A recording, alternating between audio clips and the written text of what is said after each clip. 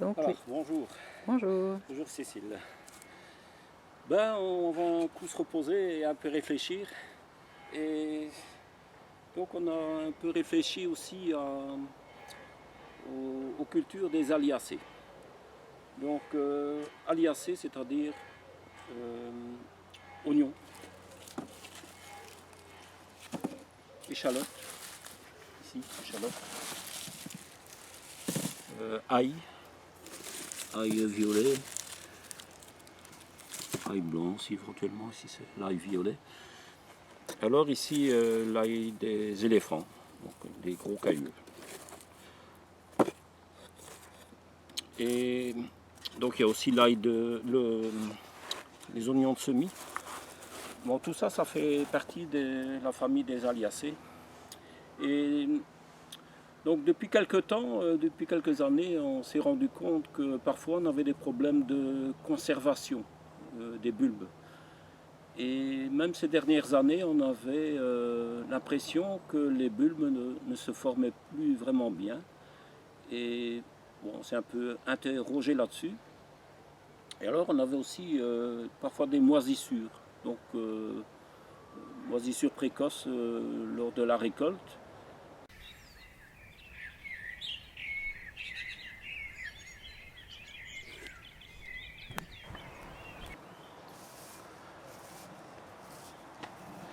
Bonjour, bonjour. Là, on se retrouve encore au jardin d'Albec, toujours le 18 juin. Et voilà, on est occupé de récolter quoi? Qu'est-ce qu'on récolte là, Samuel? L'ail. C'est l'ail. Ah, mi-juin et on récolte déjà l'ail. Ah oui. C'est très tôt ça. Il y a beaucoup d'humidité, comme il a eu la rouille, il est temps de le ramasser avant que. Ah oui, il a souffert de la rouille. Et alors, s'il Voilà, risque pas de moisir là un peu, non? Ah non, ici ça va. Là c'est bon, il est dur. Il y a quelques bulbes, quelques têtes qui ont commencé à moisir. Oui, c'est vrai qu'on a ici eu plusieurs fois des grandes quantités de pluie et hier même encore, on a encore eu une quarantaine de litres par mètre carré, donc c'est quand même conséquent. Et il y a une bonne semaine, c'était pareil, encore une quarantaine de litres, 50 litres même. Donc ça fait un peu beaucoup. Là, c'est vraiment plutôt une culture pour sol plus léger. Hein. Par exemple celui-là, c'est un peu moisir en surface. Ah oui, ouais, c'est vraiment le début. Hein, ouais. Oui, la rouille a un peu arrêté la pousse aussi. Hein, donc, et la rouille, elle vient souvent à cause de l'excès d'humidité. Hein. Donc les mauvaises conditions climatiques. Enfin bon, malgré tout, ça reste quand même une récolte raisonnable. Voilà.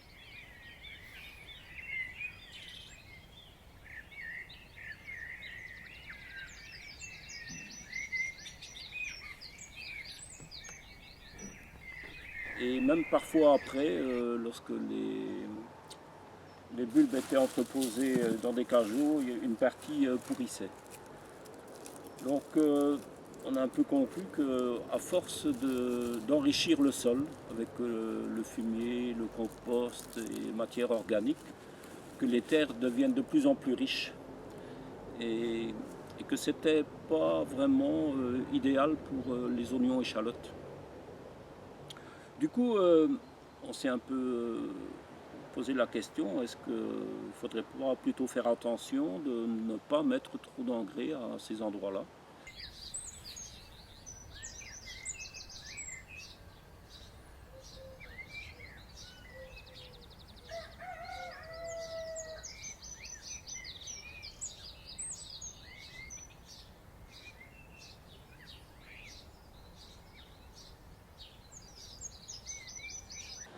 Et donc on est un peu revenu à une façon de faire des rotations de culture. Donc ici depuis 2015 je pense, j'ai commencé à faire des 2016. Oui, donc, et 2015 on avait déjà réfléchi à la chose. Donc nos parcelles sont un peu représentées schématiquement. Donc des bandes de culture, voilà, des rangées de culture, avec chaque fois des repères ici sur plan, mais aussi au niveau du sol. On a mis des repères au niveau du sol pour bien spécifier chaque bande de culture. Donc voilà, ici c'est... Et alors j'ai utilisé un peu pour faciliter, des couleurs. Donc j'ai un peu mis des grandes familles de cultures, donc bulbes racines, pois fèves, pommes de terre, engrais verts, haricots, choux, légumes feuilles et légumes fruits, qui est en rouge normalement, donc ici j'ai oublié, courges, et alors des endroits où il y a aussi des dépôts de fumier compost, parce que ça on a besoin aussi des endroits d'entreposage. Alors ça nous permet de mieux gérer aussi l'engrais qu'on vient apporter au sol. Donc comme ici pour l'année prochaine. Donc ça c'est de cette année, mais pour l'année prochaine, j'ai déjà prévu les endroits où viendront par exemple les pommes de terre, les courges et alors les bulbes. Donc et à ces endroits-là, donc bulbes et racines, donc à ces endroits-là, on ne mettra évidemment plus de compost ni de fumier. Donc ça c'est une première approche, c'est-à-dire éviter de trop engraisser les terres où les légumes ne le supportent pas.